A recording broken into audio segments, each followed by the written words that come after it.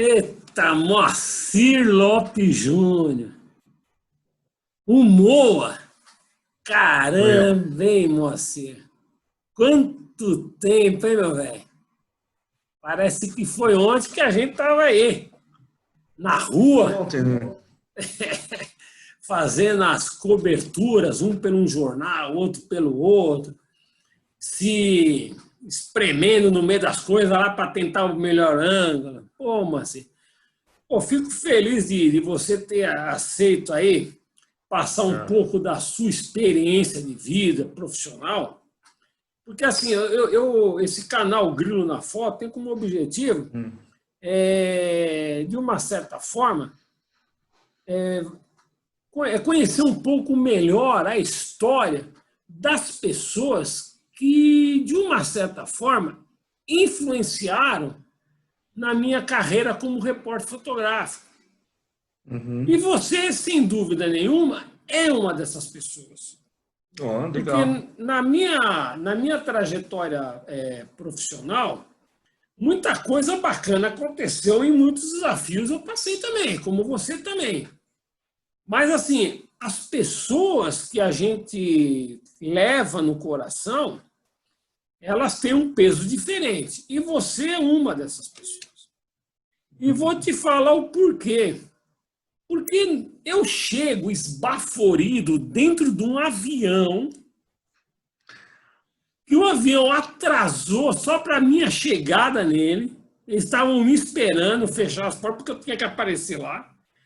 Entro no avião, sem levar absolutamente roupa alguma, sem dinheiro, sem transmissora de foto, só levando um equipamento. E nós íamos fazer uma cobertura de um conflito agrário lá para os lados de Rondônia. E quando eu adentro dentro do avião, preocupado por não ter dinheiro, por não ter transmissora, sem saber direito o que eu ia fazer, aquelas coisas que o jornal manda e você tem que resolver o problema, eu encontro lá no fundo do avião você e o Ganchão, o repórter, Ganchão. É. os dois lá. E quando eu vi os dois, eu falei, pô, e aí, o que vocês vão fazer? Ah, estamos indo fazer o conflito, a mesma coisa que eu estava fazendo. Falei, pô, moça, você tem transmissora? Daí você, não, eu tenho transmissora. Falei, pô, você me ajuda? Daí você, não, pode contar comigo aí que eu te ajudo a transmitir as fotos para o jornal. Pô, era o anjo da guarda que eu estava precisando e que eu estava rezando para encontrar. E lá no fundo do avião estavam os dois lá. E nessa viagem foram tantos desafios, eu sem dinheiro, Claro. eu sem roupa e aquelas coisas todas, e você e o Ganchão fazendo vaquinha um com o outro, me ajudando até que o jornal depositasse o dinheiro, e nós ficamos nesse perrengue por uns 2, 3 dias, e você transmitindo as fotos que eu precisava para o jornal. Tá? Então, isso aí é uma forma de solidariedade, independente da concorrência que nós estávamos tendo que ter ali, enfrentando aquele desafio, Uhum. cada um para o seu jornal. Então, isso aí é um motivo para mim te agradecer e, de certa forma, mostrar a minha gratidão por ter me ajudado naquele momento de dificuldade, viu, Moacir? Então, e nessas coisas todas do dia a dia, a gente acaba sem muitas vezes ter tempo para conhecer a história do colega. Porque a gente que não está de longe, as pessoas que estão de longe, começando a carreira, seja ela qual for, seja de repórter fotográfico, de advogado, de astronauta, não importa. As pessoas não sabem os desafios e os nãos que essa pessoa passou para chegar onde chegou. E não é diferente da nossa profissão.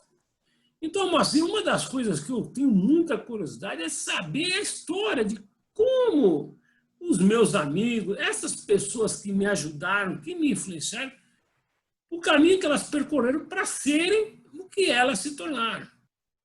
Você, por exemplo, além de ter sido um repórter fotográfico, você foi um repórter fotográfico premiado. Exemplo para a nossa geração. Você ganhou o prêmio Vladimir Herzog e ganhou o rei da Espanha. Coisa mais linda do mundo isso. Fazendo um trabalho jornalístico de primeira qualidade, de denúncia, uma coisa fantástica, que esse é o objetivo do jornalismo. E eu nunca soube direito como você começou na profissão, os sonhos que você tinha. Então é isso que eu queria ouvir de você, Moacir. Boa. Gonçalo, muito obrigado pelo convite. Extraordinário no ponto de vista de superação, um exemplo para a categoria, para os colegas, para todos os jornalistas, porque é uma pessoa muito dedicada àquilo que faz.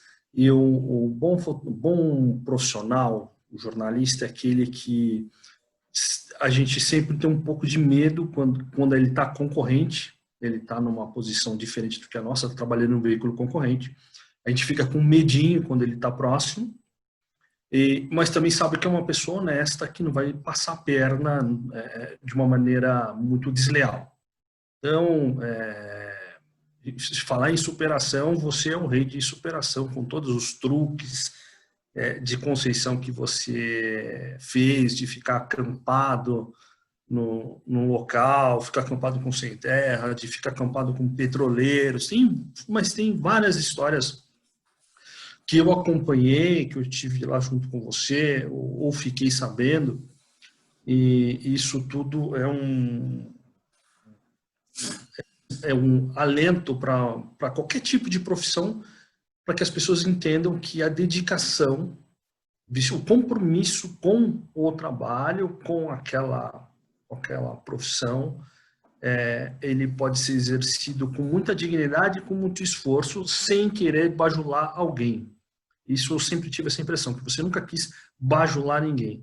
Nessa viagem que você está falando, que você falou, que nós fomos ao norte, era um massacre de sem terra, o jornal foi uma coisa descoberta em cima da hora, o jornal, eu tive tempo de voltar em casa, pegar roupa e tudo mais, e poder embarcar, e você embarcou, assim, por último, chegou no avião por último, junto tinha a equipe da Veja, estava indo no mesmo avião, mas você está enganado. Você tinha uma muda de roupa.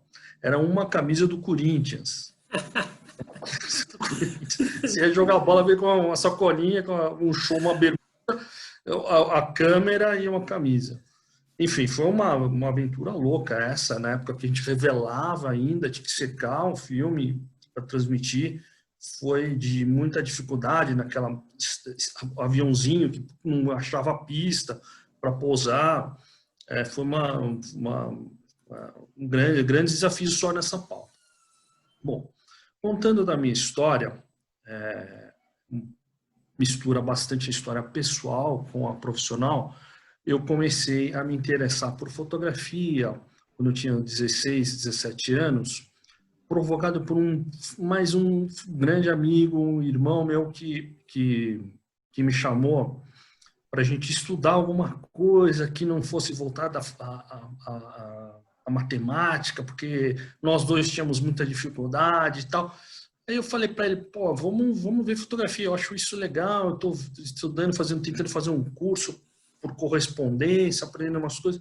Ele se empolgou, veio comigo e nós fizemos uma sociedade ali para aprender sobre fotografias.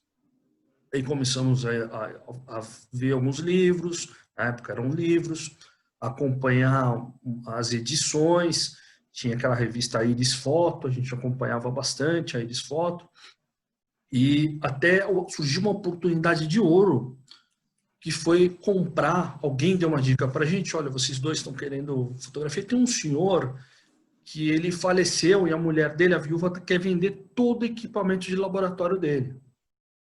E aí, esse meu amigo, que chama-se Beto do Carmo, o Betinho, nós fomos lá visitar a senhora a viúva e ela mostrou o equipamento do senhor. Era muito organizado, Consa. Ele anotava num caderno todas as químicas que ele fazia, todas as fórmulas químicas, tinha as bandejas, tinha um ampliador. Enfim, naquele momento nós não tínhamos o dinheiro todo, fizemos ali uma ajuda, pensamos de alguma maneira, atrasamos alguma prestação, uma coisa. Bom, enfim, conseguimos comprar o equipamento da senhora. Ela nos entregou tudo ali que esse senhor tinha anotado, era uma coisa fabulosa, tudo bem anotadinho, caderno, tudo direitinho. Daí nós começamos a fotografar, até a gente comprar uma primeira câmera, que era uma Zenith. Comprou a primeira câmera, a gente começou a fotografar, e revelava e dava errado, e revelava e dava errado, e, enfim, fomos aprendendo isso com o tempo. Aí começamos a fazer um curso de publicidade, né? Já atingindo 17, 18 anos, curso de publicidade, e aí a gente gostou mais e mais da fotografia, e a gente montou um estúdio e fomos fotografando as pessoas no estúdio, pegando o trabalho, e as coisas davam errado, a gente refazia. O problema é o seguinte: você fotografava, aí a gente pegava o metrô, ia até a cidade para revelar, tinha que esperar 2, 3 dias para revelar, voltava para pegar a cópia, via que estava tudo errado, voltava para o estúdio, mudava a luz, tentava melhorar, repetia toda a operação de pegar o metrô, voltar para a cidade, enfim, era isso, dinheiro para caramba, tempo, terrível. Até que nós fomos amadurecendo um pouquinho, né, um pouquinho, muito básico.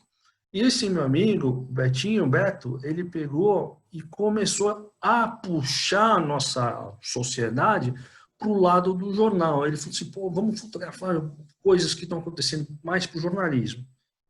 Então a gente começou a fotografar carnaval, né, desfile de carnaval. A gente via um incêndio, corria para fazer umas fotos de incêndio, fazer coisas que a gente não fazia. A gente fazia estúdio, parada, e aí a gente passou a fazer coisas dinâmicas, né? Fotografar eventos dinâmicos, né? Então, via uma fumaça no céu, a gente saiu os 2 maluquinhos correndo para fotografar. Fomos aprendendo, e aí um amigo o convidou para trabalhar num jornalzinho chamado Classe Operária, né? E ele foi aprendendo a fotografar. Naquela época começaram os palanques políticos do Lula, e aí a gente começou a frequentar para fotografar e vendo que dava certo e dava errado. Enfim, fomos aprendendo o caminho da rua ali e tal. Mas, por uma infelicidade da vida, um destino da vida, quando nós estávamos aqui com 19 anos, a gente tinha não só uma sociedade, uma amizade muito, muito firme, muito séria, como nós éramos muito amigos, e a gente tinha um grupo de jovens ali que a gente gostava muito de samba, numa época que as pessoas não gostavam de samba, a gente gostava muito de samba, gostava muito de música popular, a gente estava sempre reunidos, e indo para lá e para cá, ia para São José, que tinha um grupo de primos e tal. Por uma felicidade da vida terrível, que a gente lamenta até hoje, eu principalmente, esses meus amigos, eles sofreram um acidente de automóvel muito feio, e de todos, nenhum sobreviveu, inclusive o Beto. Então, eu passei por um ano, mais ou menos, nessa época, eu já estava fazendo faculdade de publicidade, eu fiquei um ano sem saber, mais ou menos um ano sem saber o que fazer da vida, porque eu já estava começando a fotografar quase que profissionalmente, estava estudando publicidade, e de repente acontece um choque, um baque desse, violento, eu fiquei meio perdido. Então, parei de fotografar, fui trabalhar numa editora de livros, né? Estava não mais voltado para a fotografia, até que depois de um ano, depois de muita, sei lá, de oportunidades que apareceram, eu me vi voltando a fazer a fotografar. Fui fazer um estágio na TV Cultura, né, no departamento de fotografia, e lá eu retomei a minha intimidade com a câmera, com o laboratório, fiquei um ano ali na TV Cultura, quando eu tentei entrar num jornal. Isso mais ou menos no 92, mais ou menos, eu entrei no Diário Popular. Você se lembra do Diário Popular, né? Sim, pô, eu te cruzava na rua, eu pelo Notícias Populares e você pelo Diário Popular. Estava sempre se cruzando. O Diário Popular, que era um jornal muito vendido em bancas, porque ele tinha uma editoria de política muito procurada e tinha uma editoria de sindical, também era muito procurada, então ele vendia bastante em banca. Mas era um jornal sem recurso. Você se lembra bem, assim como Notícias Populares, apesar de ser da Folha, ele não tinha os recursos, o Notícias Populares, o Diário Popular, tinha recurso.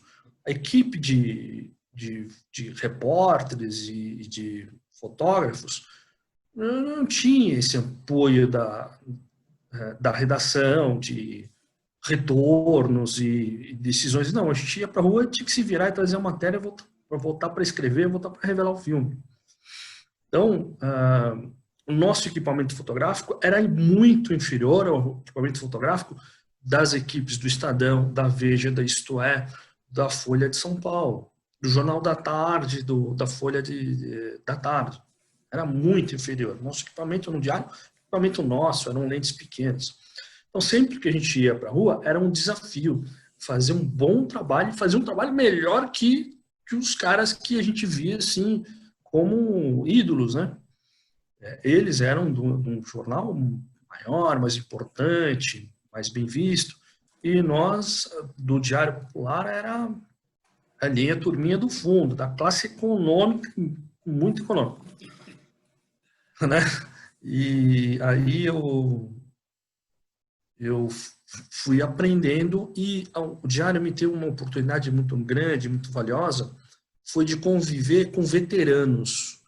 Lá tinha gente começando a carreira, como eu, e tinha gente que já tinha trilhado uma carreira, mas não estava mais conseguindo entrar nos grandes veículos. Estava ali no diário. Então eu fui aprendendo com veteranos, eu fui atento ao que eles me ensinavam. O Antônio Moura me ajudou muito, o Motão me ajudou muito, né? Entre outros, assim, o Ovidio Vieira, né? O Silvio Corrêa.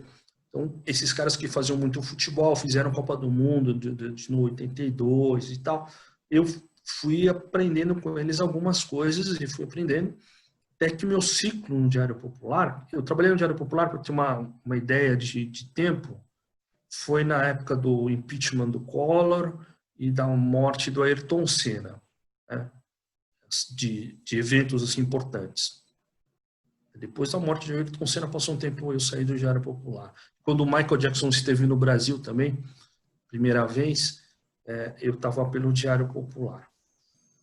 Então, sempre era um desafio, Gonçalo, era superar essa limitação de recursos para poder trazer uma imagem melhor que dos concorrentes. Porque quando a gente ia num campo de futebol, um fotógrafo da Folha, do Estadão, tinha uma lente de 300 milímetros, nós íamos com uma lente 125 milímetros, pequenininha. Eles tinham uma câmera com motor drive que disparava sequência. Nós tínhamos quando tinha motor drive, era uma coisa bem devagar, bem lenta. Então, o sujeito tinha que superar ali a dificuldade para fazer aquela foto. E tinha outra. Como era escuros, os estádios não tinham essa iluminação toda. O filme, a gente fotografava de filme, a câmera você tinha que acertar, puxar o filme, tinha um truque de revelar um ponto a mais. Então, tinha uma série de malandragens ali que o profissional tinha que saber para poder trazer alguma foto. Agora, quando ele trazia alguma foto e uma foto importante que o outro não tinha, era a glória. Era a glória. Eu lembro uma vez de ter ido no futebol e eu estava no anel e aí foi um gol, a bola bateu na travessão e pingou. E não se sabe se foi gol ou não, o juiz invalidou ou não. Mas ninguém no estádio tinha foto. Eu, por estar ali naquele ângulozinho, eu fiz a foto exata no momento que a bola pingou dentro do gol. E aí o Diário expôs a foto na primeira página, no alto. Foi a prova que tinha sido gol, era uma polêmica, se a bola tinha entrado ou não, as câmeras não conseguiram pegar, mas a minha foto no dia seguinte provou que tinha sido gol, etc. Isso foi, naquela época, para mim, foi a realização, né? De ter feito uma imagem exclusiva com tantos repórteres ali. Mas aí nós nos encontramos assim eventualmente, porque as pautas do INP eram peculiares, né? Os casos de polícia, às vezes a gente se encontrava em velório, em enterro de alguém, né? Isso eram coisas desses jornais populares. Eu saí, acabou meu ciclo no Diário, eu fui para a Folha. Comecei na Folha, acredito que mais ou menos em 95, no segundo mandato do Fernando Henrique. Você se lembra mais ou menos quando você estava lá? Sim, foi nessa época você foi para a Folha, eu fui para o Globo. Foi nessa época mesmo. E era o mandato do Fernando Henrique. Segundo mandato, Fernando Henrique. Ali foi uma diferença brutal na minha vida, porque a Folha já era um jornal muito dinâmico, muito cobrador mesmo. As coisas tinham que acontecer com rapidez. O repórter fotográfico tinha que ser preciso. Ele não podia ser vacilante, ele tinha que ser preciso na informação. Rápido, porque se tinha que ir à rua, fazer a pauta, fazer a reportagem, voltar para a redação para que revelasse a tempo você poder vender a foto para o editor, explicar o que se tratava a foto e fazer uma legenda. Isso era o mínimo que se exigia do repórter fotográfico da Folha, essa rapidez e essa precisão, né? E eu tive um bom desempenho nesse meu teste, que eu fiquei lá de 6 meses freelando, até que surgiu uma oportunidade e eu fui contratado.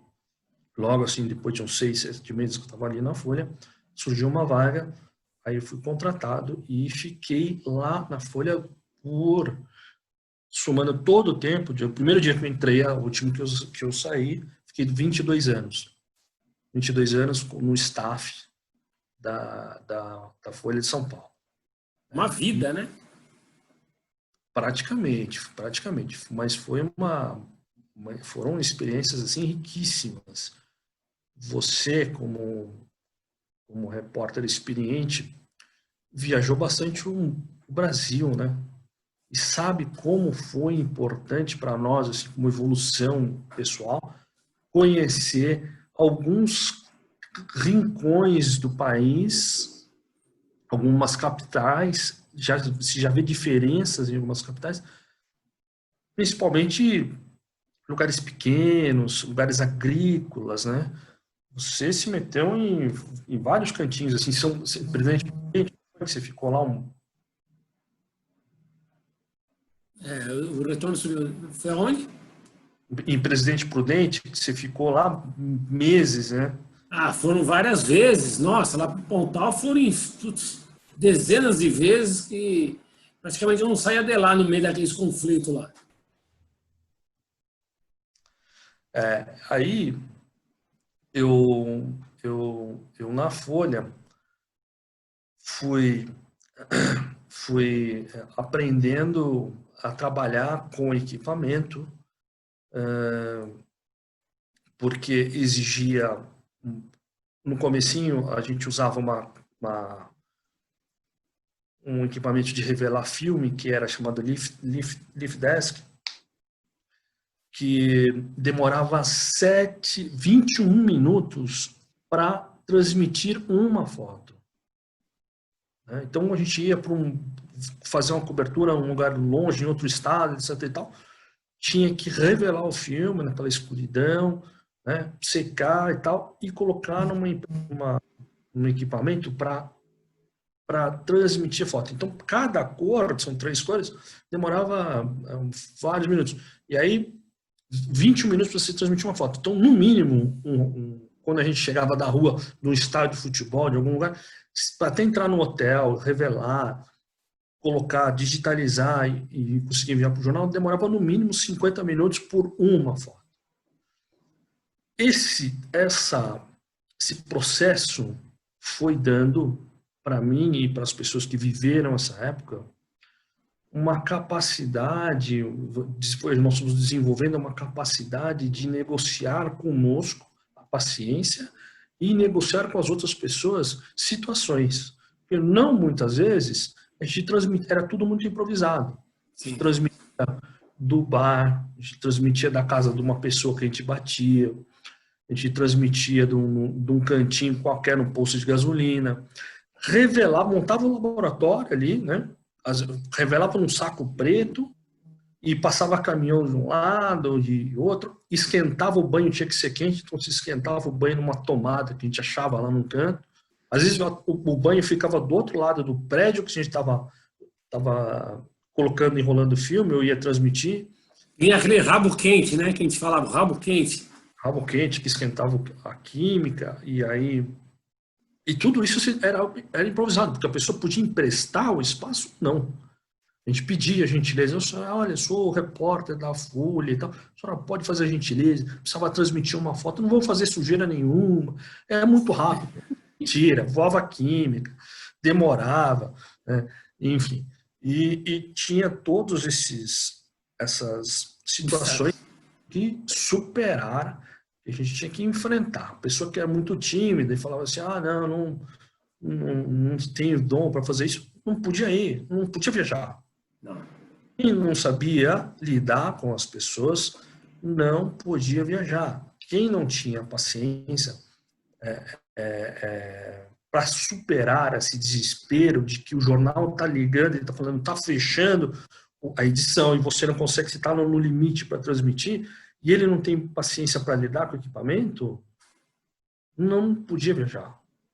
Aí, como eu fui pegando isso com muita velocidade, com muita rapidez, eu passei a ser escalado para fazer uma viagem atrás da outra, e fazia futebol, e fazia viagens pelo Brasil, e outras, aí fui viajando para o exterior, outra viagem.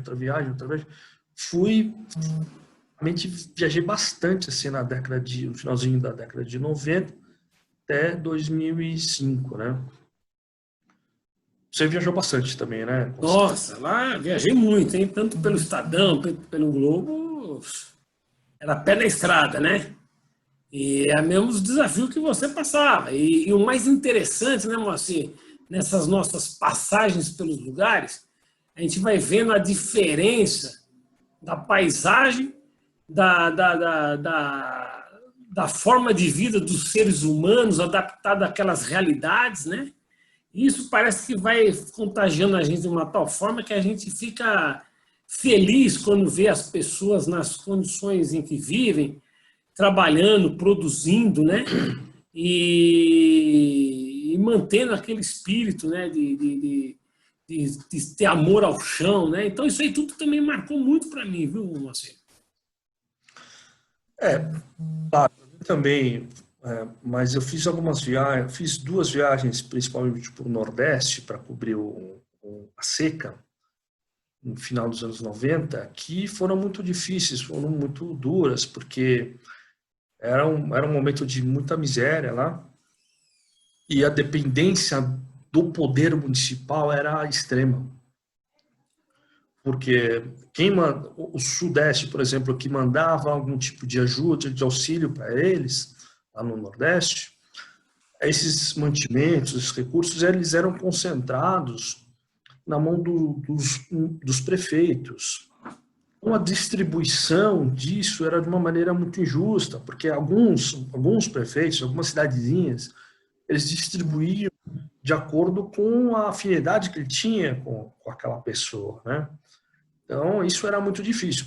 Outra coisa também que lembro nessa época que era muito difícil é essa certa comodismo de alguns em aceitar essa situação, porque já é da cultura, né? É um pouco difícil para a gente que é muito aguerrido, que discute muitas coisas, né? Muito crítico, mas algumas pessoas lá já são não acomodadas, mas assim, já estão meio conformadas com aquela situação e ficavam assim, não, a gente tem que esperar o prefeito mesmo decidir, porque ele vai decidir assim e tal, mas os recursos estavam ali e a gente sabia que a distribuição ia ser feita de uma maneira não igualitária, né? E precisava mais de uma manifestação da sociedade, das comunidades, né? Mas, enfim, um repórter não está lá para fazer nenhum movimento político, os repórteres estavam lá para cobrir o que estava acontecendo, e isso era difícil, era conflituoso para mim, né? Vivenciar aquilo, apesar daquela época eu não tinha tanta experiência, mas era conflituoso vivenciar aquilo e não poder falar, puxa, dá um chacoalhão nessa pessoa, falar, Pô, gente, vamos lá, vamos atrás. Ô, Moacir, e baseado em toda essa experiência e toda essa correria, e vai, corre e tal, e pá, de repente, na sua frente, debaixo do minhocão, uma cena que mudaria o destino de muita coisa, e levaria as pessoas a uma outra reflexão, e que te deu o prêmio Rei de Espanha. Conta para nós, Moacir, esse bastidor. Essa foto foi premiada, bem premiada, ganhei um prêmio Folha, ganhei um prêmio, um prêmio Vladimir Zog, ganhei um prêmio Rei da Espanha. Fui lá na Espanha receber nas mãos do rei Juan Carlos. Mas o bastidor dessa foto foi o seguinte: naquela época que eu trabalhava para a Folha, eu tinha um plantão para trabalhar às 4 da tarde, interno, ia trabalhar interno, trabalhar lá na edição, e por acaso eu cheguei mais cedo, estava indo mais cedo, estava chegando umas 3 horas na Folha, não sei porquê. Em vez de eu subir elevado, eu fui por baixo também, não sei te dizer porquê, mas eu vi um vulto passando na minha frente, no meu carro, depois passou um PM correndo, eu falei, pá, tem alguma coisa aqui, e fui tentar encostar o carro um pouquinho para frente, tinha uma guia, eu lembro que eu subi com uma roda e outra, e já peguei a câmera e coloquei a lente maior que eu tinha, que é uma 200mm.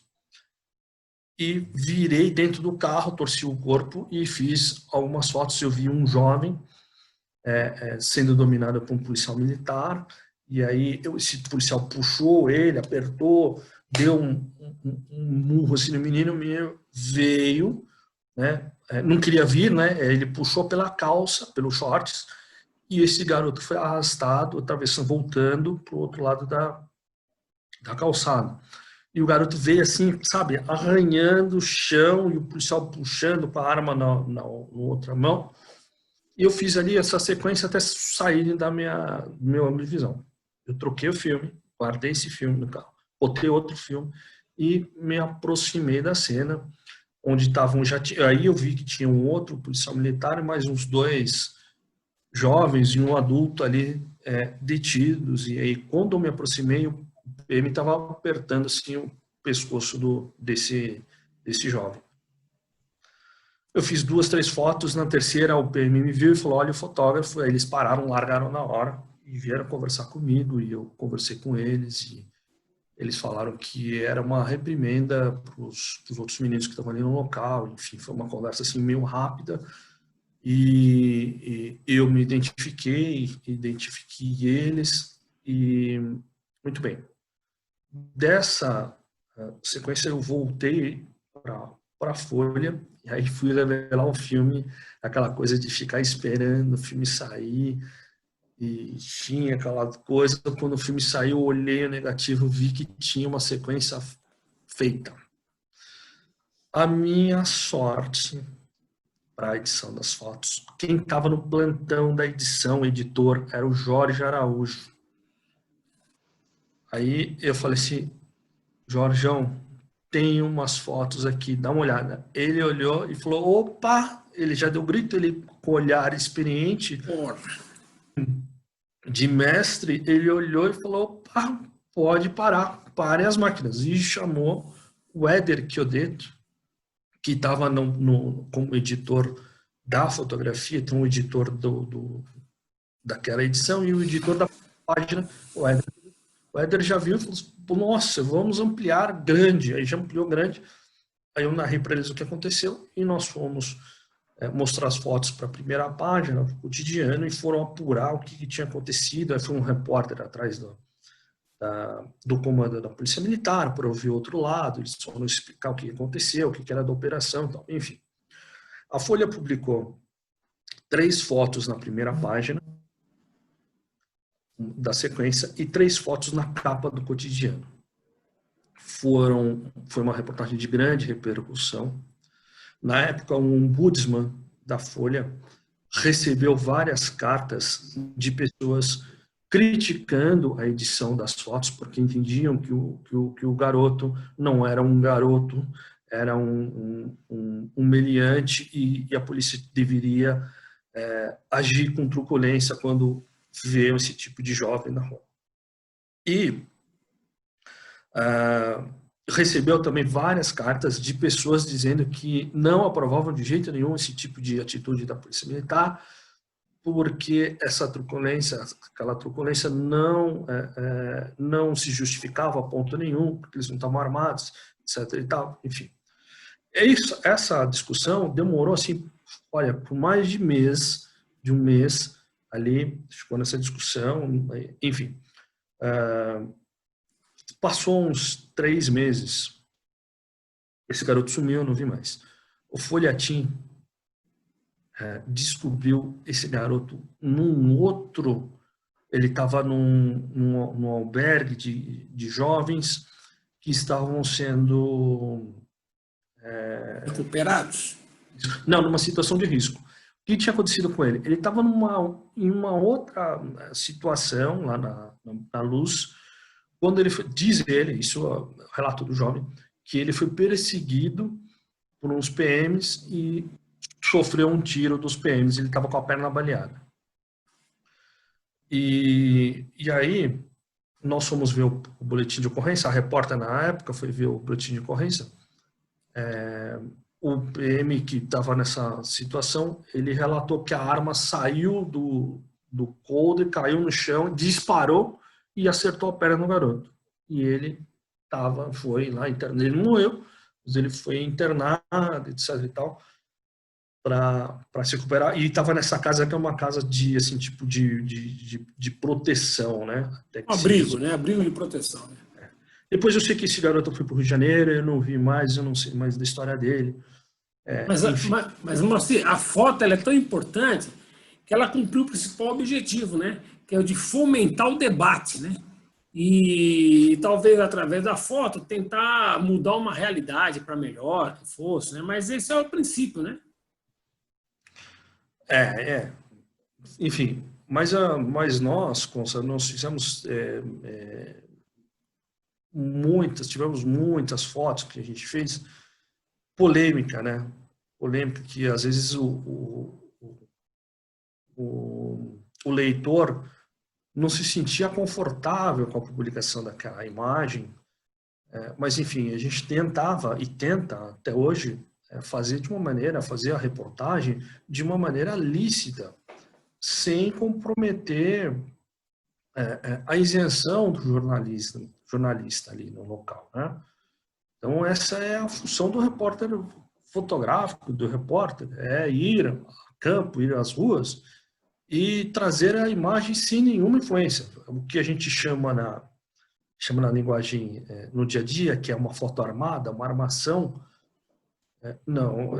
Isso é uma coisa que principalmente os mais veteranos evitavam, e eu me evito muito, sempre evitei, de construir uma imagem e sempre de estar tentando flagrar aquela situação. Tive muita sorte de fazer mais várias imagens ao longo desses 22 anos de Folha, de flagrantes na cidade. Não foi só esse, do garoto. Eu fiz de garoto roubando, eu fiz de sequências de cineminha, fiz de gente sendo assaltada, eu fiz de gente evitando o assalto. Depois, se tiver tempo, se você conseguir colocar aí para os nossos colegas que estão vendo, a gente põe alguns desses exemplos. Sim. Tem um dos últimos que eu fiz para a Folha, um caminho que eu sempre fazia também, passando ali no Glicério, subindo para pegar o elevado, eu vi que tinha uma rapaziada ali que ficava ali tentando assaltar de manhã. E eu botei na minha cabeça, qualquer dia eu preciso fazer um plantão aqui. Qualquer dia eu preciso fazer um plantão. Esqueci, fui fazer outras coisas, passou 1 mês, 2. Um dia eu estava voltando para a Folha cedo, com o motorista, o Aloysio. O Aloysio fez um caminho e passou bem em cima do lugar que eu ia para fazer o plantão. Falei assim, Aloysio, dá uma paradinha aqui, por favor, deixa eu dar uma parada na cena, como é que tá. Desci com a câmera com a 80-200. Né? Quando eu me aproximei do viaduto ali da mureta, eu já via uma moça levantando e indo, o trânsito parando, né? O trânsito parando, sentido centro. Ela já foi indo e sentindo um carro que alguma motorista estava ali bobeando. Mas mal deu tempo de eu levantar a câmera e começar a fazer 1, 2, ela pegou, puxou uma faca e enfiou dentro do carro. Quando ela enfiou a faca, o motorista de trás percebeu e emparelhou seu carro com o carro da vítima e foi prensando essa moça que estava ali com a faca, até que ela jogou a faca, ela ficou debaixo do carro, eu pensei que ela tinha sido atropelada, ela ficou debaixo do carro, aí ela saiu debaixo do carro como uma cobra ali se rastejando, saiu, correu, foi embora. Aí foi essa sequência que eu fiz, os carros foram embora, eu estava longe, não tinha como identificar as pessoas, os carros foram embora, depois a gente conseguiu localizar os motoristas e tal, e contar a história dessas pessoas, o que aconteceu ali, né?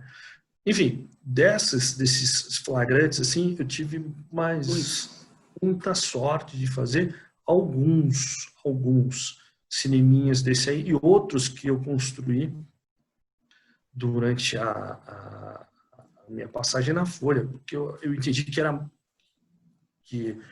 era interessante para o leitor entender o lapso temporal que aconteceu as coisas. Por exemplo, na seca da represa Jaguari de Jacareí, a crise hídrica em São Paulo, a gente falava crise hídrica, mas para fazer aquela foto era dificílima, porque não tinha ponto de referência. Como você vai mostrar que a água está baixando? Era mato e água. Mato e água. Era difícil de fazer aquela foto. Um desafio tremendo. Eu fui lá várias vezes. Mas aí que tá é a coisa da persistência, né? Persistência. É longe. Você sair de São Paulo, pega a Fernão Dias, andava 90 quilômetros da Fernão Dias, entra lá, você tem que entrar em estrada de terra, ficar andando no sol, afundava na lama. É uma areia muito fina, então a gente afundava até a cintura. Era uma coisa complicada. O cara tem que ser persistente. Eu mapeei aquela região na minha cabeça. Eu mapeei aquela região, fui lá tantas vezes, decorei, até que um dia eu encontrei um ponto, falei, aqui é meu ponto que eu vou fazer. Eu encontrei uma árvore seca, e daquela árvore seca e uma pontezinha, eu fiz meu ponto de referência. Fotografei ali 6 meses. Durante 6 meses eu fui lá para mostrando a margem da água que estava aqui próximo, depois foi descendo, até não ter nada. 6 meses fazendo esse trabalho de lá, de fazer, procurar, e o mesmo ângulo, mesma lente, mesmo horário, mais ou menos, né, mais ou menos o mesmo horário, para dar essa referência para o leitor poder entender o quanto essa água estava esvaziando. Então, essa coisa da fotografia, ela tem que ser didática. Você sabe muito bem do leitor conseguir entender o que você quer dizer. Às vezes a foto é muito bonita, plasticamente, mas falta informação. Um complemento, né? Esse é o didatismo do repórter fotográfico, né? Saber explicar para o leitor o que está acontecendo. Agora, Moacir, que a gente logo já está encerrando aqui. Hoje você largou a profissão, não é que largou, você está no outro caminho da sua vida profissional e hoje você é um doutor advogado, né? Formado, tem OAB, já tem seu escritório. E baseado em todas essas suas experiências aí, Moacir, você é um advogado civilista, né? Só. E já está se dedicando a isso já há algum tempo, né? E eu acompanhava você no meio das pautas, que você estava estudando direito e tal, e hoje você tem seu próprio escritório. Para a gente resumir aqui que está acabando, direito autoral, né? Hoje em dia, tanta coisa que vai na internet, as pessoas banalizam as imagens e tal. O que você tem a dizer sobre isso, sobre essa coisa da preservação da imagem? Então é o seguinte, deixa eu contar um pouquinho da história dessa mudança da fotografia para o direito. Eu eu vim em 2005, 2006, uma provocação do meu pai. Ele falou, pô, cara, por que você não estuda direito, sempre quis ser advogado e tal? Eu dizia para o meu pai que era muito difícil com essa profissão que eu estava levando, viajando muito. Acabei aceitando o desafio dele e comecei a estudar. E aí foi muito difícil, Consa, porque é o seguinte, comecei a estudar em 2006, aí eu tive que decidir entre continuar viajando para a Folha ou me dedicar aos estudos. Não dava, isso era inconciliável. Então eu pedi para a Folha, para os meus editores da época, para evitar que eu viajasse, para eu ficar mais ali frequentando as aulas. Isso era ruim, porque teria que me superar as pautas de São Paulo, né, porque nós éramos avaliados ali, você tinha que ter um critério de avaliação e de desempenho. Então eu tinha que me virar só com São Paulo, porque eu só fotografava em São Paulo, viajava raramente. Quando o jornal precisava, falava comigo, eu me colocava, quando era muito necessário, eles me botavam mesmo para viajar, que eu era funcionário, então vai viajar. E algumas vezes eu viajei, sim, claro, mas a maioria das viagens eu fiquei fora, eu fiquei em São Paulo. E com esse tempo eu estudei, me formei, depois fui fazer uma pós-graduação, né? Fazer uma pós-graduação, depois fui cobrir a Olimpíada, interrompi a pós-graduação para fazer essa Olimpíada, e aí comecei a advogar, fazer algumas coisinhas, começando a pegar intimidade, e fui trabalhando nas duas coisas, meio diferente, meio que aprendendo. Até chegar a 2016, o meu contrato de trabalho, que era CLT, virou PJ. Aí virei PJ em setembro de 2016, fiquei na Folha até fevereiro de 2017 como pessoa jurídica. Estava fazendo algumas coisas lá, mas eu entendi que eu não estava muito confortável ali naquela situação, porque eu não estava me dedicando nem à Folha, nem ao direito. Então, eu optei pelo direito. Depois de tantos anos, dessa história que eu contei para você, de juventude, junto com o Beto, a gente fotografando e tudo mais, foi muito difícil. Muito difícil largar a fotografia profissionalmente. Aí virei advogado. E dentro da advocacia, eu virei um profissional, me especializei no direito civil, direito de contratos, direito de família, os danos, todos os danos, né, de reparação, é a área do direito civil. Aí eu fui estudando um pouquinho de direito de imagem e direito autoral. O que eu vejo com os nossos amigos, colegas que tiveram algumas dificuldades com isso, com o enfrentamento de divergência com direito autoral, é um certo descuido dos profissionais, no sentido de querer assinar o contrato e vender o seu direito autoral de uma maneira muito baixa. Aí depois passa um certo tempo, ele fala assim, poxa, eu vendi muito barato meu direito autoral, será que eu posso recuperar? Ele cedeu, né? Na verdade o termo correto é ceder. Então, ele não prestou muita atenção naquele termo que ele fez. Ele estava visando só o presente, mas não visava o futuro. Então, quem não leu o contrato que assinou com determinada empresa jornalística e tal, acabou assinando e hoje se sente arrependido porque deixou um seu material de criação ali de muito tempo. E claro, ele dá para recuperar, mas por um certo período ele continua sob o comando da empresa que ele cedeu. Depois de um certo tempo ele consegue recuperar. Então, esse tipo de problema, eu falo o seguinte, me procura, os colegas aí que têm alguma dúvida, procura, pô, somos amigos, só dá uma ligadinha, me procura aí meu site, meu e-mail, eu vou passar para você, depois você põe aí, enfim, ou procura meu nome na internet e vai achar meu site, meu e-mail, e a gente conversa e tenta ajudar as pessoas. Enfim, eu não deixo de prestar atenção às dificuldades dos meus amigos, dos meus colegas, não deixo de atender as pessoas, vamos atender, enfim, e também preciso, às vezes, de alguns colegas para me ajudar em alguma coisa, a gente sempre está trocando figurinha. O que você contou dessa nossa troca de experiências lá no passado, lá em Vilhena, né, quando nós viajamos, essa troca de gentileza solidária, ela tem que continuar, Consa. Eu entendo isso, porque nesse momento que a gente está gravando esse programa, de pandemia, de dificuldade financeira, de dificuldade de expectativa do que vai ser da vida, é um momento de reflexão, é um momento que a gente tem que não deixar as coisas à sorte do vento.